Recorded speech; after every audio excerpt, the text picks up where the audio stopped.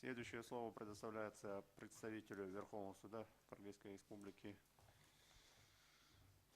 Сатарбеку Улу Мирбеку.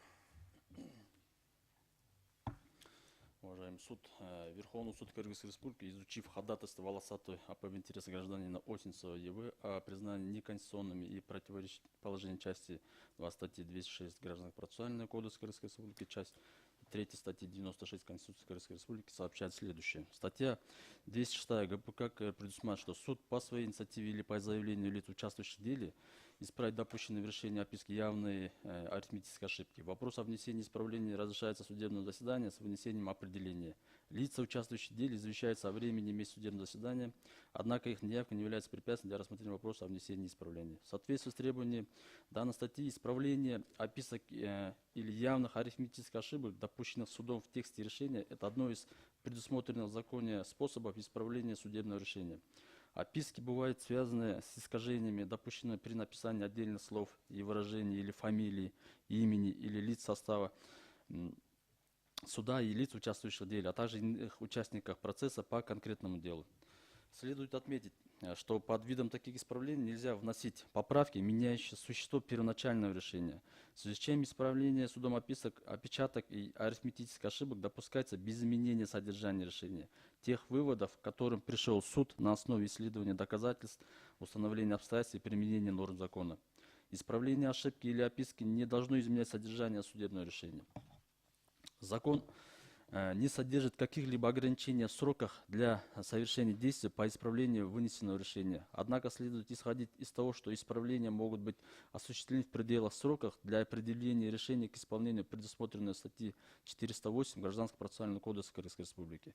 Внесение исправления решения, которые не подлежат исполнению в принудительном порядке, не ограничивается каким-либо сроком. Если восстанавливается срок для принудительного исполнения решения, то, соответственно, продлевается срок и для внесения исправлений в данное решение. Согласно пункта 3 статьи 206 ГПК, определение суда по вопросу внесения исправления в решение может быть обжаловано. В соответствии с частью 3 статьи 96 Конституции Кыргызской Республики, акты Верховного суда являются окончательными и обжалованию не подлежат.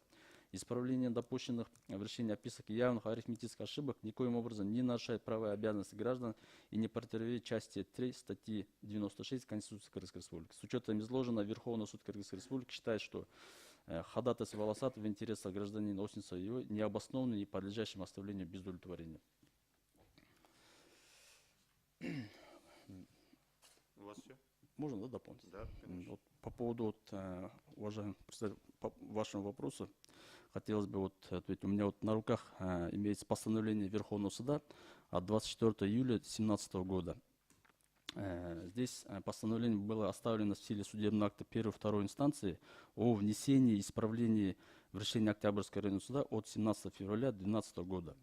И в мотивирующей части здесь указано, что по результатам рассмотрения Октябрьским районным судом от 17 февраля 2012 года было внесено решение о частичном удовлетворении искового заявления.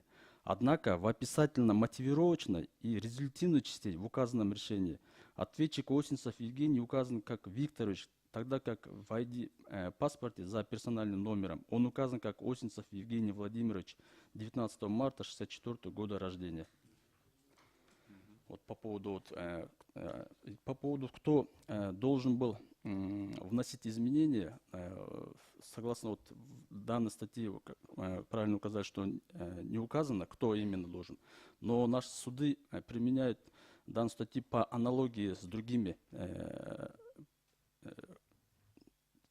статьями Гражданского процессуального кодекса. То есть тот суд, который вынес решение по существу, тот и, соответственно, должен исправлять данные ошибки.